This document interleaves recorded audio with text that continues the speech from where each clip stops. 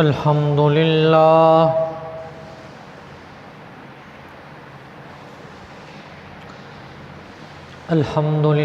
وکفی والصلاة والسلام علی من لا نبی بعدہ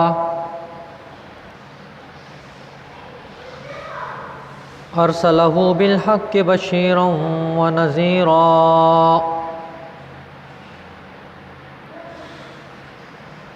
وداعیا الی اللہ بإذنہ وسراجا منیرا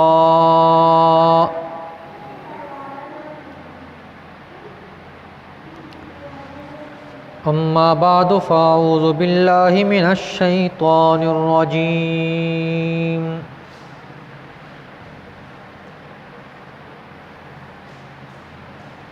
بسم اللہ الرحمن الرحیم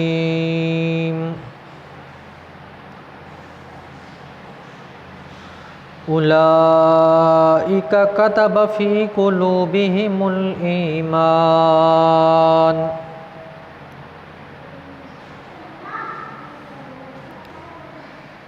قال النبی صلی اللہ علیہ وسلم ان اللہ جعل الحق على لسان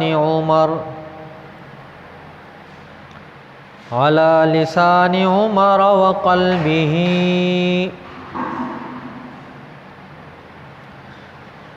وقال النبی صلی اللہ علیہ وسلم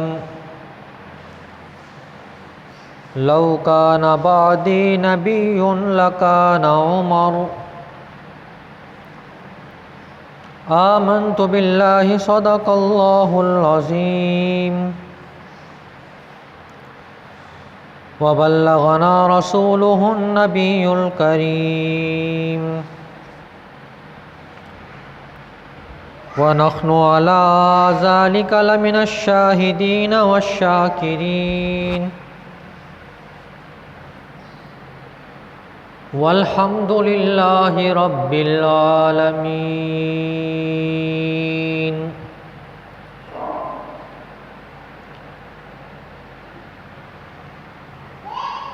قابل صد احترام و تکریم میرے واجب الاحترام دوستوں، بزرگوں، عزیز نوجوان ساتھیوں،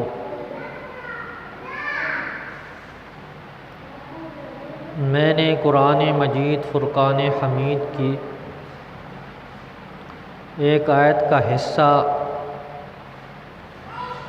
اور 2 احادیث مبارکہ آپ کے سامنے تلاوت کی ہیں۔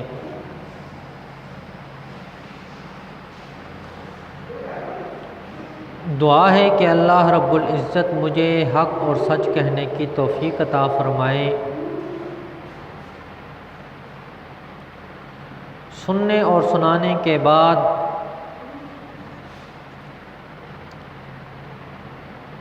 مجھے بھی اور آپ کو بھی عمل کرنے کی توفیق عطا فرمائے۔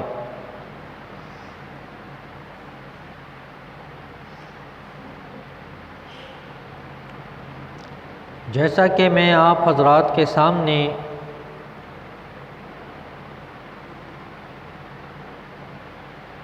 پہلے کئی مرتبہ یہ گزارش کر چکا ہوں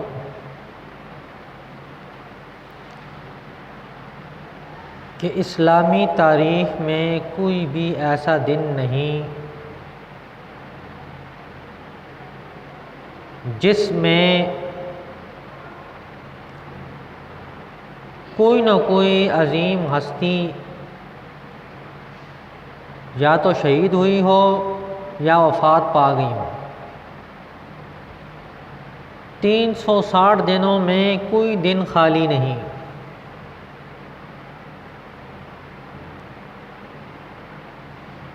لیکن چند شخصیات ایسی ہیں جن کا تذکرہ کرنا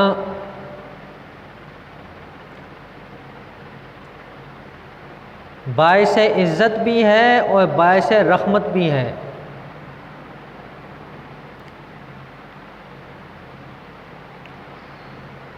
اور کفر کے لیے ڈال بھی ہے۔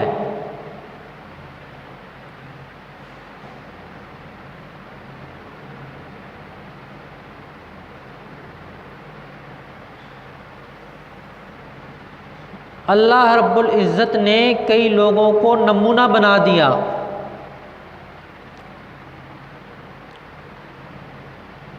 کہ جب تم ان کا تذکرہ کرو گے، ان کا نام لوگے، ان سے اپنے تعلق کا اظہار کرو گے، تو سامنے بیٹھنے والے کا پتہ چل جائے گا کہ یہ تمہارا اپنا ہے یا دوسرا کوئی آ گیا ہے۔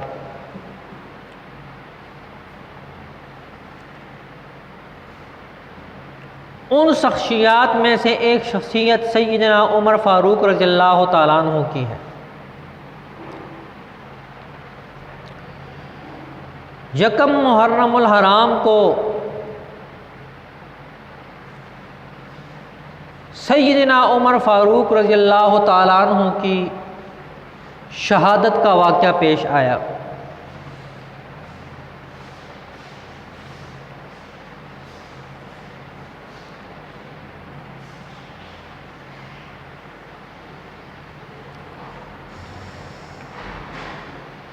سیدنا عمر فاروق رضی اللہ تعالیٰ عنہ کے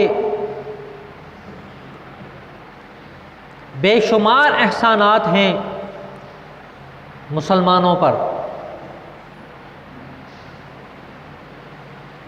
سیدنا عمر فاروق رضی اللہ تعالیٰ عنہ نے کفر اور اسلام کو بالکل الگ الگ کر کے دکھا دیا۔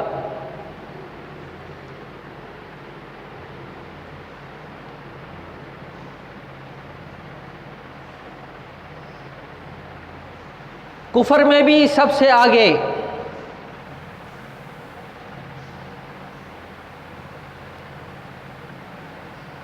ابو جہل نے ایک دفعہ میٹنگ بلائی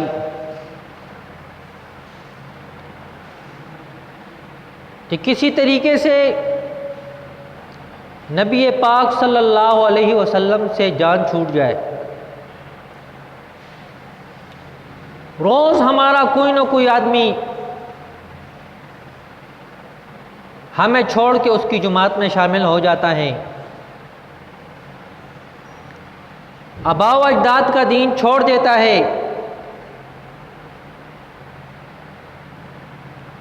تو اس کا سدباب ہونا چاہیے۔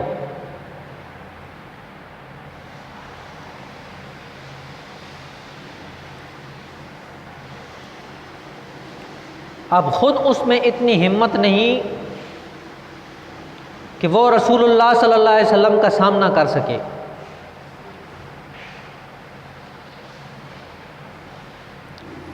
تمام کفار جمع ہو گئے،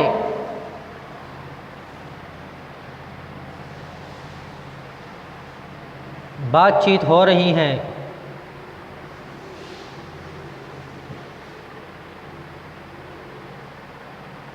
سیدنا عمر رضی اللہ تعالیٰ عنہ نے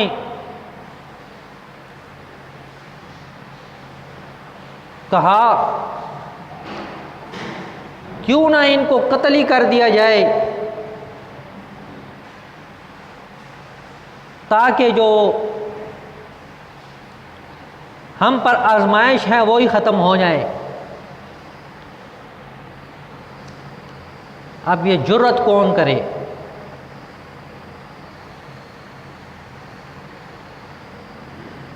حضرت عمر رضی اللہ تعالیٰ عنہ نے کہا کہ میں ہی یہ کام کروں گا۔ ابو جہل نے کہا تیرے سوا کوئی نہیں کر سکتا۔ اب اس کو کیا خبر کہ یہاں رسول خدا صلی اللہ علیہ وسلم عمر کے لیے دعائیں کر رہے ہیں۔ ظلم و ستم کی آندیاں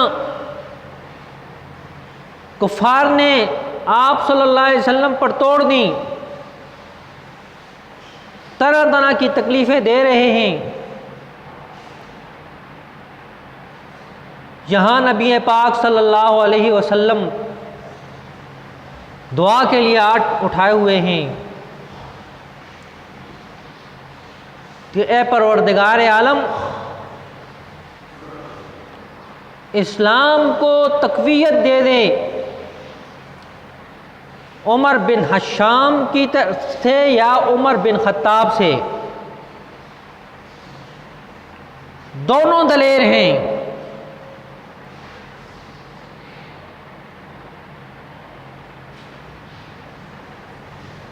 اللہ رب العزت نے حضرت عمر رضی اللہ تعالیٰ عنہ کے حق میں دعا کو قبول کر دیا۔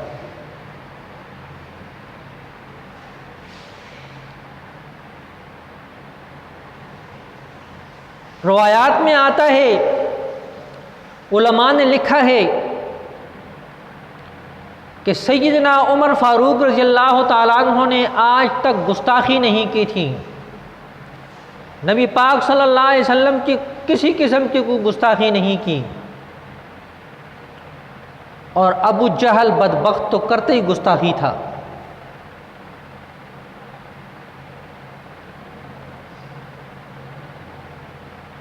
ادھر سے حضرت عمر رضی اللہ تعالیٰ عنہ نے کہا کہ میں رسول اللہ صلی اللہ علیہ وسلم کو قتل کروں گا۔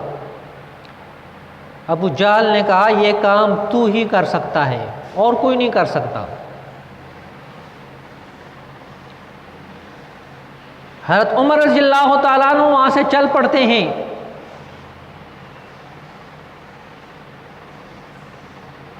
تلوار نیام سے باہر ہیں،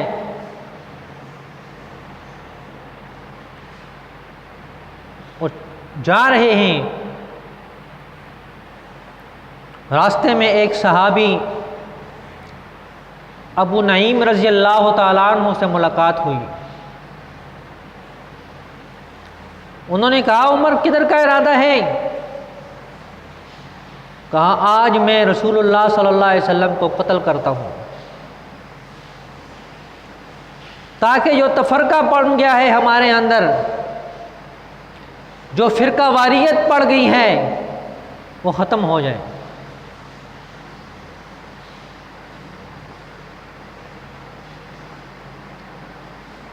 تو انہوں نے کہا کہ بنو ہاشم سے کس طرح اطمینان میں بیٹھ جاؤ گے؟ وہ جواب میں تمہیں قتل کر دیں گے۔ تو کہنے لگا اچھا تو بے دین ہو گیا ہے، چلو پہلے تمہارا جو ہے نا سر اتارتا ہوں، بعد میں دیکھیں گے۔ اب دونوں طرف سے تلواریں چلنے لگیں، تو انہوں نے کہا مجھ سے بعد میں نمٹنا، پہلے جا کے اپنے گھر کا حال دیکھو، تمہاری بہن اور بہنوئی دونوں مسلمان ہو گئے ہیں، تو باہر لوگوں کو لیے پھرتا ہے۔ اب غصہ تو آنا تھا۔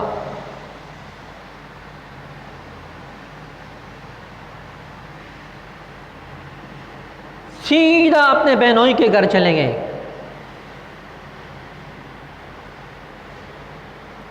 وہاں پر حضرت حباب رضی اللہ تعالیٰ عنہ ان کو قرآن سکھا رہے تھے۔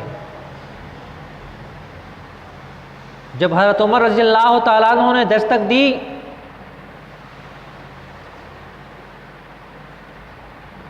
تو حضرت حباب رضی اللہ تعالیٰ عنہ کو چھپا دیا۔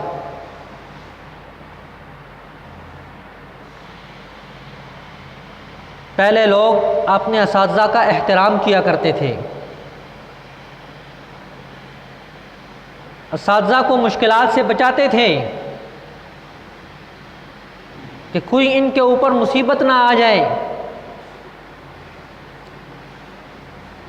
مصیبت کے لیے خود پیش ہوتے تھے۔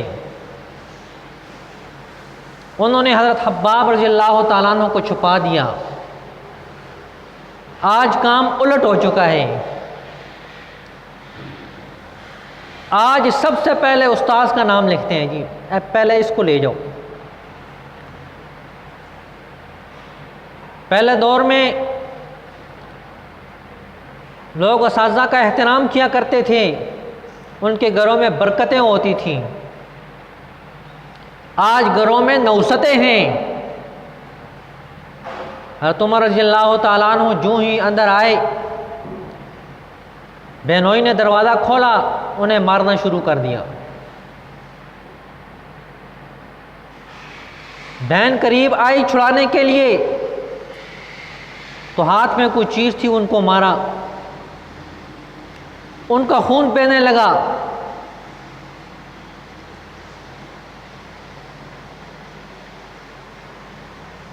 بہنوئی سے کہنے لگے تم نے اپنا دین بدل دیا؟ تو انہوں نے کہا اگر دوسرا دین حق ہو تب، پھر مارنا شروع کر دیا، یہاں تک کہ غصہ ان کا ٹھنڈا ہوا۔ بہن کو دیکھا ان کا خون بہن رہا ہے، تو اس وقت دل میں نرمی آ گئی۔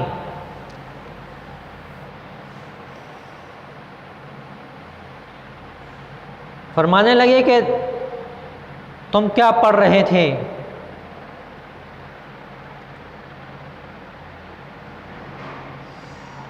تو کہا یہ تو پاک آدمی پڑھ سکتا ہے، ہم آپ کو یہ نہیں دے سکتے، پہلے آپ غسل کریں اور اس کے بعد یہ آپ کو دیا جائے گا۔ ہر چند اصرار کے بعد انہوں نے مجبور کیا کہ آپ پہلے غسل کریں۔ حضرت عمر رضی اللہ تعالیٰ عنہ نے غسل کیا اور ان کے سامنے وہ صحیفہ رکھ دیا، وہ سورۃ طٰہٰ لکھی ہوئی تھی۔ جب پہنچے نا اننی انا اللہ لا الہ الا انا فاعبدنی واقم الصلاۃ لذکری، تو حضرت عمر رضی اللہ تعالیٰ عنہ کے رونٹے کھڑے ہو گئے، کہا مجھے لے چلو۔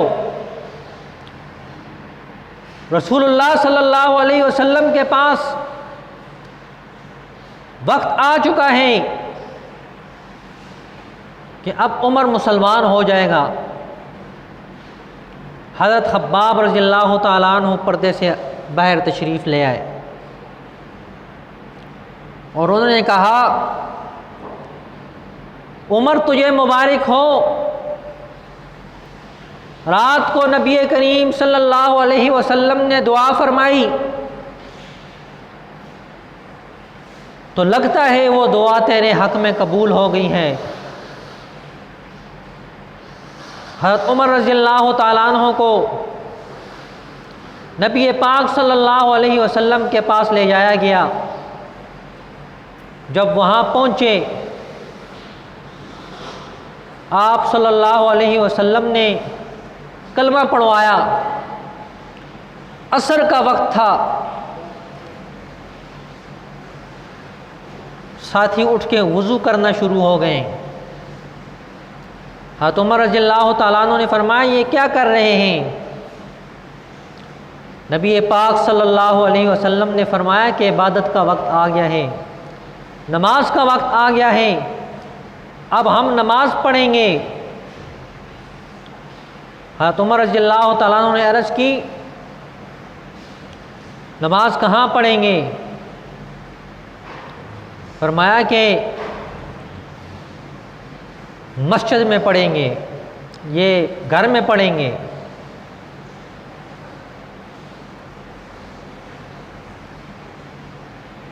حضرت عمر رضی اللہ تعالیٰ عنہ نے کہا کہ مسجد میں کیوں نہیں پڑھتے، بیت اللہ میں کیوں نہیں پڑھتے؟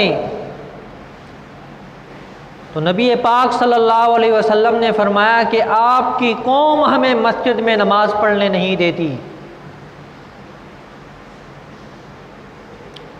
تو حضرت عمر رضی اللہ تعالیٰ عنہ نے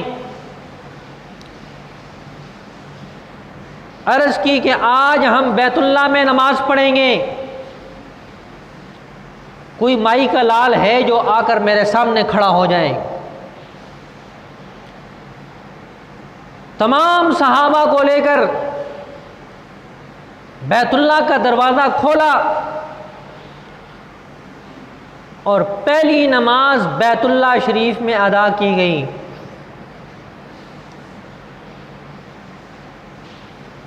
اور جب تکبیر کی آواز بلند ہوئی تو وہاں ابو جہل کے رونٹے کھڑے ہو گئے کہ یہ ہمارے ساتھ کیا ہو گیا۔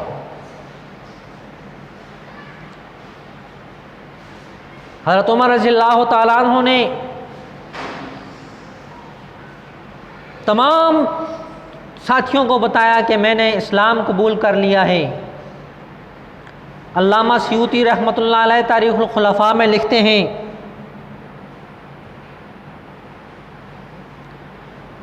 کہ ایک جگہ پر حضرت عمر رضی اللہ تعالیٰ عنہ تشریف لے گئے